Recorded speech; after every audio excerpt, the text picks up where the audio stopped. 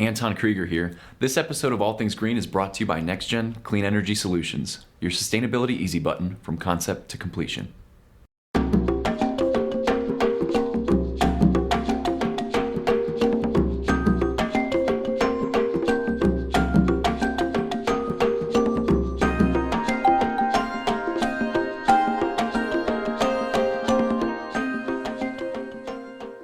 Welcome to All Things Green.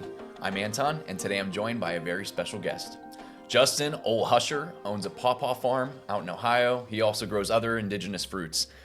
Husher, thank you so much for being here today. Thanks for having me, Anton. I'm excited to be here. Yeah, so I kind of met you a few years ago. You started off as my Pawpaw dealer, but I actually never got the story from you of how you got into sustainability. It's been a long and windy road. Okay. And for the longest time, I've always, been into sustainability.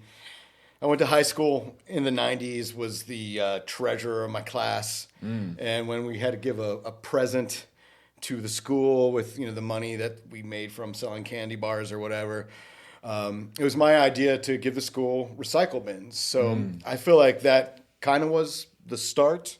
And then went to college for botany, kind of always wanting to get into a farm-based situation. Yeah. Thought it was always going to be a mushroom farm.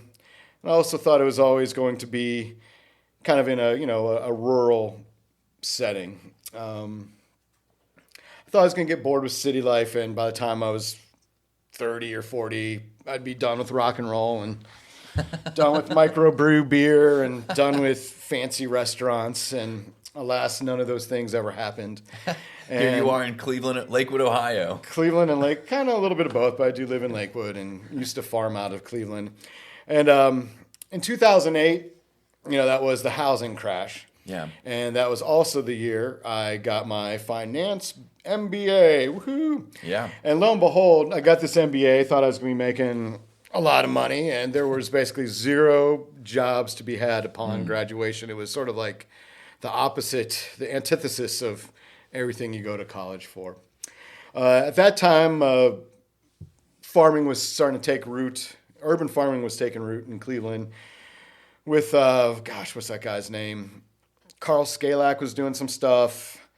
I think Pete McDermott might have been doing some stuff at that point, and a couple other, what's that woman's name? Jess something or another. Anyway, there was starting to be murmurs of urban farming in Cleveland, Ohio.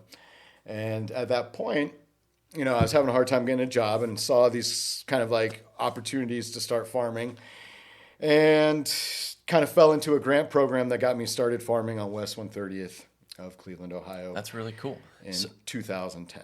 Yeah, so the housing crash happened, and maybe there was some like derelict or like damaged properties that people were trying to turn into urban spaces, urban farms. And maybe your farm wasn't that in particular, but that's kind of the general scene. That is that is the gist. There was a lot of land bank properties. There still are a lot of land bank properties that the city wanted people to do something ideally green with.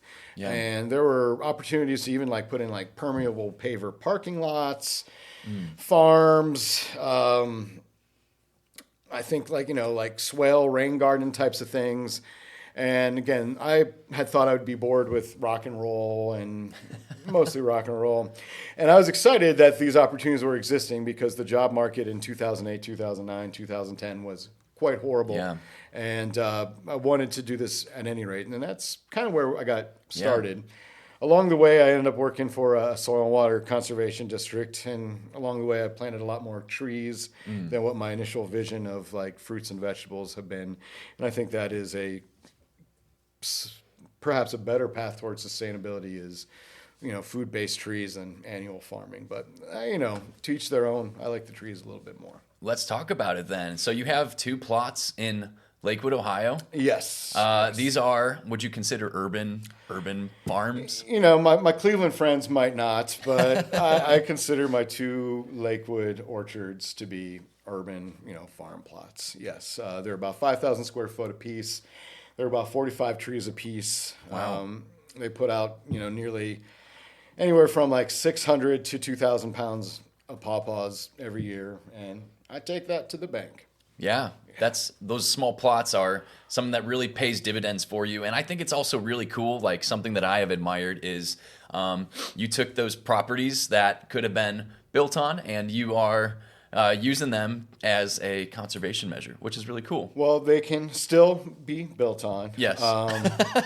They can, but it is nice to use them as a conservation-based farm in the present time. Absolutely. I may be selling one for that very purpose, development in the future. Which is cool because you recently had bought a other farm in Oberlin. Yes. So back in 2020, right before the pandemic, my wife and I, we bought 20 acres outside of Oberlin. And that is what in our household we called the farm, whereas the Lakewood orchards we call the orchards. So when we're arguing semantics about where I'm going to be and where I'm going to be pruning, if I'm pruning out in Oberlin, that's at the farm. If I'm pruning in Lakewood at the orchards, that's the orchards. Yeah. So again, that's kind of internal dialogue that my wife and I had to develop so we can figure out where I'm going and what the heck I'm talking about some of the time. Yeah. So like Pawpaws are like your bread and butter on some of these orchards, these urban plots. But I also know that you farm various indigenous fruits at the new farm. Yeah, so the farm, the big farm's called Old Husher's Indigenous Orchards, which is an acronym that is OH. I. Oh. Ohio, and oh my gosh, it takes people so long to get that sometimes. But that's okay. Indigenous is not a word you hear every day. I think that's the one that throws them. So Old Husher's Indigenous Orchards, the 20 acres, we focus on native North American fruiting plants. What you said is absolutely 100% correct. The pawpaws are the bread and butter. Those are going to make up the bulk of the farm. Right now, there's about 500 pawpaw trees planted, but not a close second, but a distant second. We're also going to be focusing on American persimmons, which we have about 100 of those in the ground right now, with 100 more going in this year, 2024. There's also a northern ripening pecan patch, and there's also a little section called Husher's Hickory Haven. Those are two different sections, even though the pecan is, in fact, a hickory. Then there's some secondary stuff, like a couple hundred elderberries and some aronia, and then sort of some what I kind of call like foraging / kind of like novelty North American fruits that are used kind of like as windbreaks. So there's extensive like windbreak usage of the American plum, some usage of like the high bush cranberry, also the black haw viburnum. So we do a lot of that kind of stuff as well, but those are kind of more meant to be showcased rather than be for a monetary effort, if that makes sense. Yeah. And why indigenous fruits? Why? Well, there's money in them trees. So, Sure. first and foremost is if you're going to be a farmer, you do need to figure out how to make money. All this sustainability stuff is cool, but at the end of the day, if you're not making cash, is it really sustainable? Yeah, that's charity. That's not a business. Yeah, so you see a lot of farms kind of develop into education or nonprofit type status, and that basically means you can't earn a keep as a farmer. Like, I'm not trying to be mean, but that's kind of what it means. Yeah. So there is a lot of money in these fruits, especially in the pawpaws. They're very high yielding and they're very high dollar. That being said, not a lot of people, us gringos have been in North America for at least 400 years.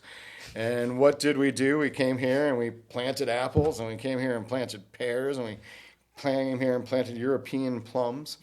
And that's fine, but we never taken into account what's already here.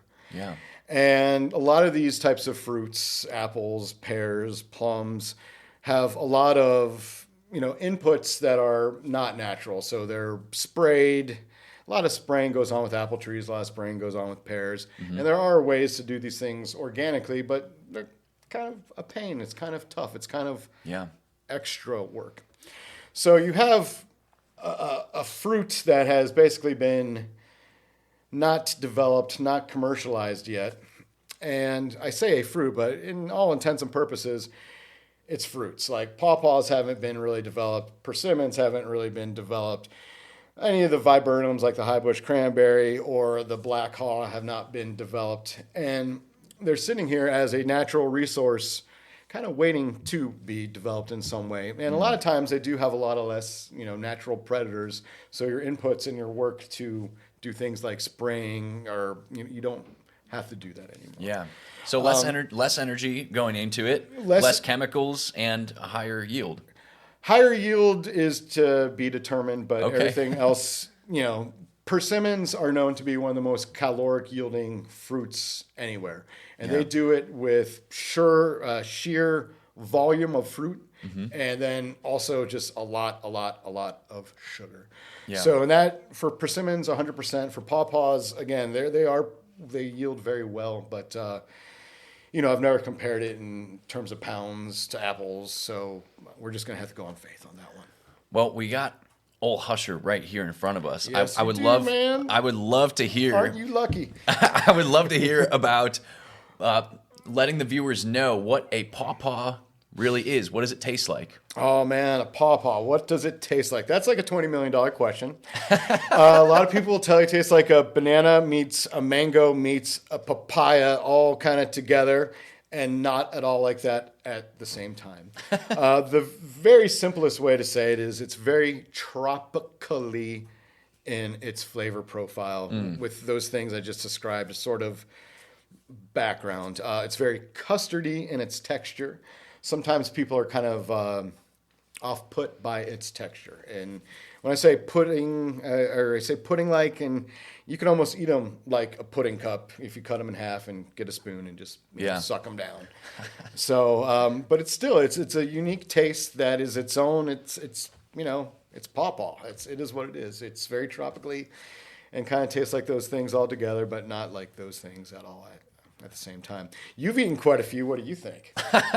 Oh, my view on it, I would also agree with the banana and mango flavors. When you get one of those more wild seedling pawpaws, I feel like you almost get like weirder notes, like maybe like vanilla or coffee or like, I don't know, something like that. There are a lot of different notes. So some of them have been bred to have a pina colada flavor, or not bred, but more picked out because it has a pina colada flavor. There's a new one called marshmallow, another one called cantaloupe, and I haven't had these yet, but I'm excited to try their flavors. There's ones that, again, have like coconutty aftertastes, and vanilla, caramel, all those kinds of things. And what I love about all these different flavors that we're talking about is buddies of yours, people like yourself, peers to each other, mentors to each other. You guys are all kind of working on these and trying to kind of breed. I don't know if breed is the right word, but fuse different flavors and create different things of pawpaw. There have been a lot of pawpaw breeders over the last 30 years that have done a lot of great work in terms of the flavor profiles of the pawpaws, and both flavor combined with yield. My friends aren't focused on breeding so much, though there are a lot of people doing that, but there are focused on getting the good genetics through things like scionwood trades out there, so that we do have all these different good to great pawpaws in everybody's hands, so that they don't go extinct, and that we can, in future trade them, in future breed them for sure. This year, 2024, I plan on planting 600, 700 trees at the farm. And this year, I'm kind of having a new layout. You've been out to the farm a couple times. Yeah. And the trees are going to get a lot closer. And ultimately, only half of them are going to get grafted into their own cultivars. Oh. And the other half are going to be, let's see if there is a future cultivar here. Wow. So it's sort of, and the ones that end up sucking are going to get cut and then grafted into at a later time. So there's kind of like this new plan to both do breeding work and to do, it's not even breeding work. It's because I haven't put the cultivars together to breed. It's more selection work from these good, genetics coming together. Yeah. Like there's people who actually like take, pollen from here and put it there. And that's, a lot more control.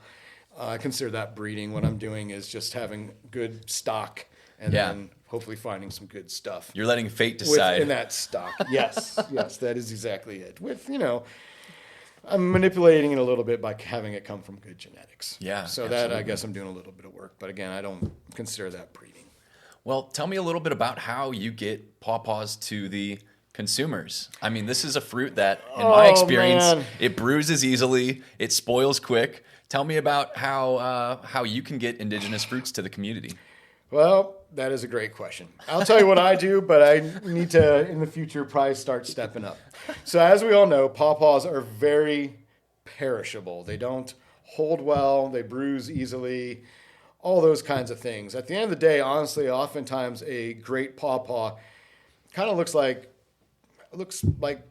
crap. It's bruised, it's beat up, it's soft, and American consumers aren't really into that. Me personally, I live in the most population-dense city between New York and Chicago, or at least that's what I've been told for 20 years, called Lakewood, Ohio. And Lakewood residents typically are relatively educated and are not hyper-local, but they care about those kinds of things. So most of my sales now are all through just Facebook posts where I harvest on a daily basis, post availability on a daily basis, and take orders on a daily basis for people to come pick off my front porch. It's not probably going to be the best solution in a long run. Right now I have about 75 yielding trees, and this works now for my scale. When the 1,000 trees come into fruition at the big farm, we're going to have to work on something different. But I have done the Tremont Farmers Market. They've always been really good at working with me as being like a part-time vendor. Mm-hmm. So that's been great. And then I have some folks like Mason's Creamery and Lucky's that, particularly Mason's in a pinch, when I have a glut of pawpaws, they will be the shining knight.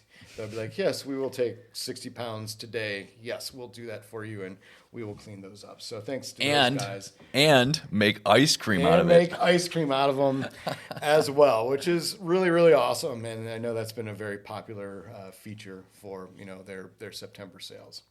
I think it's amazing. Like starting out, you got your MBA. You said that the job market wasn't great, and you just decided to become an entrepreneur. And that's the thing. So way back in the late '90s, I got a botany degree, and I feel like my graduations have always coincided with what is that word that seems to plague my generation?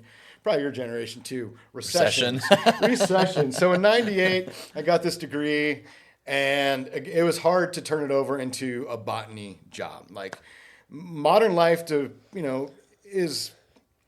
modern life has its issues, but for younger adults today, there are so many more opportunities for things like internships and networking that it is unbelievable how, I wouldn't say easy it is to get experience, but experience is easier to be found.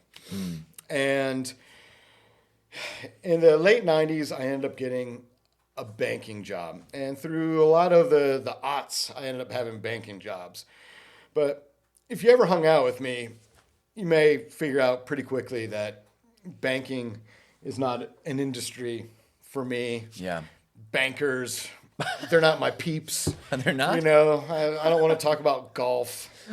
I don't want to, Anyway, that is kind of what I imagine as bankers, these guys who talk about golf. And I had one dude, this banker, that he figured out that it was mathematically in his best interests to buy plastic utensils and throw them away every day rather than buy like a silverware set and clean it.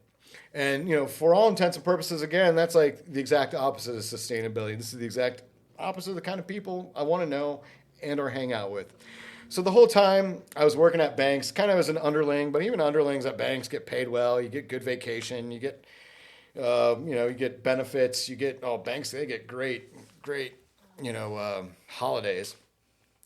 And I'm like, if I'm going to be a lackey at a bank, I might as well not be a lackey at a bank. I might as well get an MBA because the bank was willing to pay for it. But the whole time, I didn't feel like I was right, or I didn't feel good about going to school for banking. And the whole time I'm doing finance, I can do the numbers, I can crunch numbers, But the whole time it always felt like funny money. Like why are we hedging in the first place to manage risk? Why don't we just take on good assets? But saying those things in a finance class, you're kind of a pariah. Then during my finance class where they're like, investment banking is the pillar of our society and Lehman Brothers is going down. So all the stuff that inherently I felt was funny money was being proven to me every day within, Lehman Brothers and all these financial firms just tanking. And then the American government bailing them out, which they're not also supposed to do by hard and fast banking terms.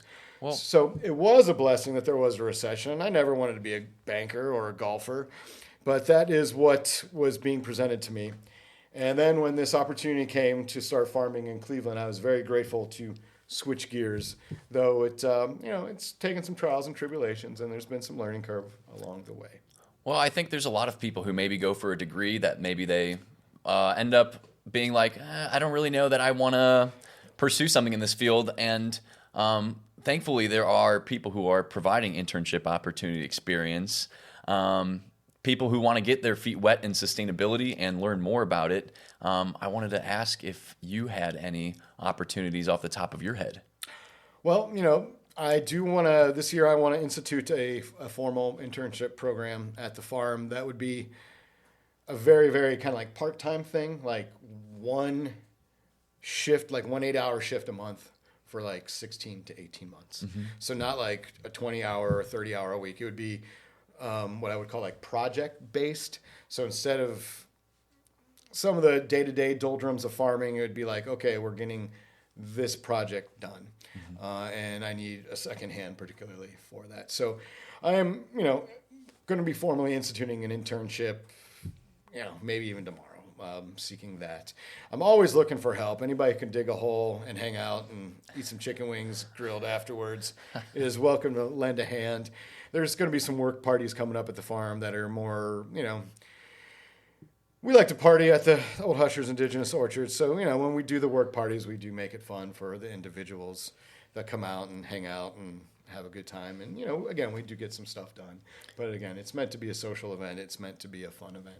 And that's the cool thing about farming and communities and even in urban spaces, but not always urban spaces, is people get to come together, people who have like-minded interests. I've met so many people through your types of events that you've hosted that I have admired and have been able to continue to connect. Joe King is actually one particular guest. Joe's one of my favorites, man. Yeah, Joe was on the podcast many episodes ago, but somebody that I was able to connect with.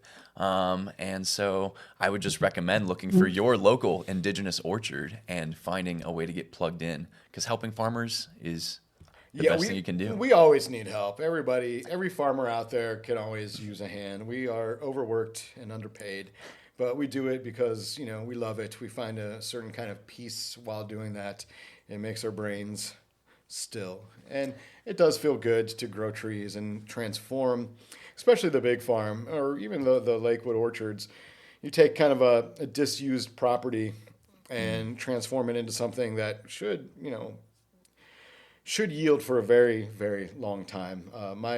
The big farm was a corn bean field, and they sprayed it every year, they seeded it every year, they did all those kinds of things on an annual basis, and the soil is very compacted because of the big tractors. And to see kind of new life, to see the kingfishers, to see even new types of mushrooms popping up in different places that just never, up until kind of just recently, I hadn't seen yet in my 4 years there. It feels like I'm on a good track. Yeah, farming in a restorative way. Yeah, in a very as restorative as possible. I tell people I'm an imperfectionist at heart. Generally, if I'm operating at about a 70-80% of my output value, I'm getting a lot of stuff done, and there might be a little bit of mistake along the way, but I'm okay with that. When I'm operating at like 95 to 100%, like nothing's getting done. There's too much thought process, and there's too much stress on the perfectionist qualities of operating at a high level. So I say I'm a perfectionist. A couple years back, I put in 3.5 acres of a pollinator a pollinator plot. It was for monarch butterflies, but it had a bunch of different species included in this. And, I feel bad saying this, but I do believe life is about a gray area and life is not steadfast in our choices. And for that 3 acres of prep, I used, a horrible product named glyphosate to do my prep. And that I needed a clean seed bed for, putting down new seeds. And my options were basically some type of, pesticide, some type of tilling. I guess naturally I could have set it on fire, but my farm is super windy and getting involved in burning 3 acres was more than something I wanted to do. So I feel the long run value of spraying once to create a sterile seed bed for these pollinators was worth it. Do I like doing it? No. Was it gross? Yes. Would I recommend it? Depends what you want to do. But for many years, not many years, but for about 3 or 4 years, I worked at the local soil and water conservation district, where they would sometimes partner, or sometimes our partners would do a lot of rehabs of sites. And it is there where, I would see these big kind of projects by, people like the sewer district, where they would use some type of glyphosate spray in order to create future habitat. And that's where I kind of initially softened, is like, if this kind of like one-off is going to create this, thing that was better than it has been, I'm not going to say I'm 100% for it, but I see that as a tool to create new habitat. Yeah. Well, we are running out of time. Are we already? I wanted to ask you one more thing about the Ohio Pawpaw Festival. Oh man! If you could plug the Ohio Pawpaw Festival and let our viewers know any other things you'd like to plug. So Ohio Pawpaw Fest has been going on for 26 years now. So I think 1999, 1998. It's in Athens, Ohio. I've been going since 2009, so this will be my 15th year. It's always the third weekend of September, which turns out September 13th and the 15th, through the 15th rather, this year. Most years, not most, but the last 4 or 5 years I've been a presenter. Even though it is a kind of rural-based festival, they draw from a lot of city crowds. And my Lakewood orchards, basically, I get a little bit of prime time. I get Saturday at 1 o'clock in the afternoon to do a presentation on urban orcharding. And that's generally pretty well filled. But it's a fest to celebrate all things pawpaw. And it also, there's underneath the pawpaws, there are native plants are celebrated. It is Athens, so just general freakdom is also celebrated. So it's always good to see the locals down there. There's some of my favorite people in all Ohio are in Athens at Pawpaw Fest. There's bands, there's ice cream, there's trees, there's tie-dye shirts. There's all those kinds of things at Pawpaw Fest. It's a great time. Oh, man, is it? And, let's plug yourself, dude. I am talking right now to the 2-time Pawpaw eating champion of Pawpaw Fest. So you're going to make me blush. Steep Myosic, Cavaliers. We got Anton here, 2-time world champ. I did bring a couple championships to Cleveland. Oh, man, you're making me proud, dude. I love it. Well, is there anybody else you'd like to plug? Oh, but yeah, man. So, this Pawpaw thing has been a long and windy road, and there's been a lot of good folks who've helped me out. One of my first and foremost, my good buddy, Adam Hughes, he and I installed my first orchard together down in Athens, Ohio. But then this dude, Adam, and I, we went to the 4th International Pawpaw Conference in Kentucky back in 2016, where I met a lot of good folks, but a lot of really good Hoosiers, if you will. A lot of good folks from Indiana. Yeah. So like my good friend Bob Johnson from Nectar Flow Farms, he's been both a mentor and a peer. Chris Gonzo of Worry Gone Farms, he's always been so helpful in answering questions. Darren Bender Beauregard from Brambleberry Farms, he has one of the best nurseries of really anybody I know for these native plants and figs and some weirdo stuff too. And then all just kind of like my local, my local, what do you call that? not sponsorship, I'm brain farting Partners. words. Your partners. My local partners, Your yes. partners. Yeah, so Mason Creamery has been one of the big ones, but Lucky's in Tremont's been there too. Tremont Farmers Markets has always been helpful for the days I need to get to the market, and that's always been kind of a crash and burn thing, not for Tremont Farmers Market, for me. Like, I need to come in today, is that cool? And they've always been like, yes, we love your Pawpaws. So, Awesome. People who are willing to work with me on a very short notice, I've always been grateful for those types of people. And the Farmers Market Tremont's always been there for me. Well, Justin, I have just one more question. One more. It's important. Okay. Does your son call you Pawpaw? No, he doesn't. He doesn't. He calls me Dad most of the time. What else does he call you? We'll not get into that on this right now. All right. Well, I'm going to let our viewers know how they can stay in touch with us. But thank you so much for talking about thanks for having me, man. I appreciate it. If you'd like to stay connected with the show, be sure to follow us on TikTok at ATG Show. And if you'd like to rewatch full episodes, check out our YouTube channel, All Things Green Show. You can find all of our sources from today's episode in the show notes. All Things Green will be back at the same time next week. Thank you so much for being a part of the global sustainability movement.